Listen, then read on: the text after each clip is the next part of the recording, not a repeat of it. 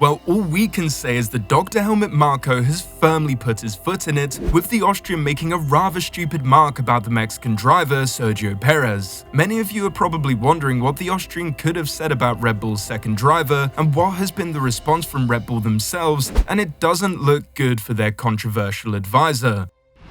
Want to know what Marko said, what the response has been to the comment, and if this is the final straw for the divisive advisor? Now let's not beat around the bush. Helmut Marko doesn't mince his words. Not only that, but he is not afraid to hide his love for Max Verstappen, with the Austrian clearly favoring the Dutch driver over his Mexican counterpart. I mean, the Red Bull advisor has repeatedly heaped the pressure on the Mexican driver, even with his latest improvement. I mean, being honest, this season Verstappen has been in the form of his life. The Dutchman has won 12 races so far this season, and with 10 wins on the trot, he looks unstoppable at this moment. As many people have claimed, comparing Perez to Verstappen is just unfair because of how great the latter has been. Still, the fact that Perez is 145 points behind the 25-year-old is staggering to some degree, and unless you are a Red Bull fan, F1 has become a little bit boring, with Liberty Media saying that there's not too much that they can do about it at this time. Addressing this, Maffei humorously mentioned the infamous ice skating saga of 1994, including Tonya Harding and Nancy Kerrigan.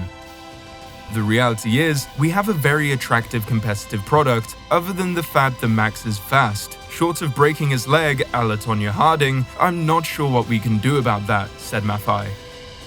I guess, like they say, with great power comes great responsibility, and that is exactly what Perez has been feeling at the moment. With arguably the most dominant car in F1 history, the Mexican has just been off the pace. Early optimism that Perez could challenge for the title was dashed with a run of terrible results, and this has led many to believe that the Mexican driver doesn't really have a future at Red Bull, with even Helmut Marko hinting that Lando Norris would replace Checo if it was not for Lando being tied down to such a long contract. Perez does not perform consistently, Marko said. He is not always focused. However, he has a contract through 2024, and Lando Norris has a contract through 2025, said Marko. Marko ended his statement by suggesting that he regrets the fact that Norris is tied to McLaren until the 2025 season. Norris is one of the biggest stars in F1 at the moment. Several F1 pundits even labeled him as a future world champion. Consequently, the McLaren star has gathered interest from some top teams on the grid, but he hasn't been linked to any team as strongly as Red Bull. In the same interview with Service TV, Marko said, "It is a pity that the contract is running on for so long. He would be one of the candidates." Now, if you think that that is what landed Helmut Marko in hot water, it's not. It's brutal and just highlights that the Austrian doesn't really see a future with Checo, but would prefer Lando. We can't really blame him, as seeing Lando in a Red Bull would be a great sight, as it would finally give us a chance to see if Lando is made of world champion material. It's easy to look on at Lando in the McLaren and say he would be a world champion, however, it's very different to see him actually in a car that can do it. What's even more to think of is that his teammate would be Verstappen, and we know what happens to his teammates. And the other thing to consider is the setup of the car, with many believing that the car is suited towards Max's driving style and his driving style alone. There's no evidence towards it, but it's slightly odd how much Max is in front of Checo, but we'll let you have some thoughts on that.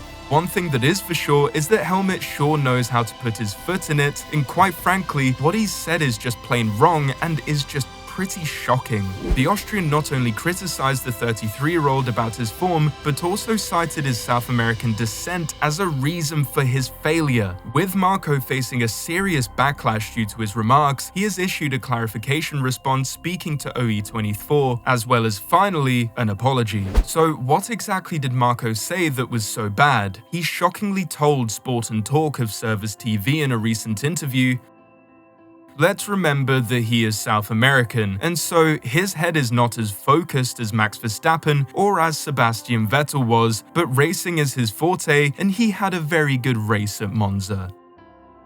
Oh my Fangio. As you can imagine, the backlash was not great, with many fans calling for an apology from the senior advisor at Red Bull and called for action to be taken against the Austrian. After facing backlash for 2 days following his South American jibe, Helmut Marko has clarified his initial remarks.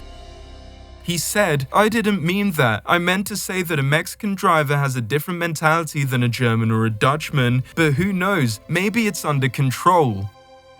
You really do just shake your head in wonder at these kind of remarks, as F1 has seen some pretty noticeable South American drivers. The formerly mentioned racing god legendary Argentine driver Juan Manuel Fangio and Brazil's Ayrton Senna are a few of the biggest names who hailed from South America. The crazy thing is that Sergio Perez doesn't even hail from South America. I mean, it's a well-known fact that he is from Mexico, which is actually in Northern America. Maybe Marko should have checked that out before he went and said that about Perez. I mean, at least get your little globe out, Marko, and get your facts right. Racism of any form is not acceptable, and the worrying thing is, it's not even Helmut's first time for doing this, and his apology was frankly dismissive. In an interview last season, Helmut Marko claimed that Sergio Perez has had several ups and downs in his career because he is a South American. The 80-year-old made these remarks while explaining how anxious the Mexican was after a missile attack took place near the Jeddah-Corniche circuit last year during the Saudi Arabian Grand Prix weekend. As a South American, he generally has a lot of ups and downs. Max is not afraid, and Perez is very scared. Although it isn't different from how he lives in Mexico City, explained the Red Bull advisor in an interview with Sky Germany last year. Marko's words are unlikely to help the harmony that the Milton Keynes-based team are trying to build as they look to create F1 history in 2023. And on a side note, I'm from Milton Keynes. I do not claim this man. Checo has addressed the impact his nationality has on the way he is viewed before after his win in Singapore last season. He said, "I knew I was going through a bit of a bad patch. There's been 2 races I haven't been on the podium, but obviously the media makes a big thing of it, probably because I'm Mexican, and they start to make all these comparisons, like the biggest mistake Red Bull has made has been to bring me here," said Perez. I don't know about you guys, but it seems a bit crazy that he can get away with these kinds of comments not only once, but twice. He should have been reprimanded after the first time, but clearly he hasn't learned, and this doesn't even speak on what he could potentially be saying behind closed doors when the cameras aren't rolling. Now, many will argue that there is no point trying to teach a man that is close to 80, but that's no excuse, and quite frankly, this should be dealt with swiftly and quickly. It's safe to say that the comments weren't well received, with many calling Marko out for the racist comments, including the Red Bull fan run account RBR Daily, who posted to X, "Statement: As the admin of RBR Daily, we strongly condemned Helmut Marko's recent racist and xenophobic comments about Checo. Such comments will not be tolerated. A racial stereotype was used to criticize his performance, which is absolutely disgraceful and inexcusable. We firmly oppose all forms of discrimination, and racism and xenophobia have no place in our community. It's a crazy world that we live in that Red Bull fan accounts do a better job at speaking out about this than Red Bull themselves." Marko's subsequent attempt to explain away rather than apologize for that remark to Austrian outlet OE24 has now been followed by an actual apology issued with the same server's TV platform that has hosted the original interview. The Red Bull-owned channel's website posted a statement from Marko in German and English. The English version read, "Concerning my remark about Sergio Perez, Service TV Sport and Talk, Monday, September 4th, I would like to apologize for my offensive remark and want to make it absolutely clear that I do not believe that we can generalize about the people from any country, any race, any ethnicity. I was trying to make a point that Checo has fluctuated in his performance this year, but it was wrong to attribute this to his cultural heritage."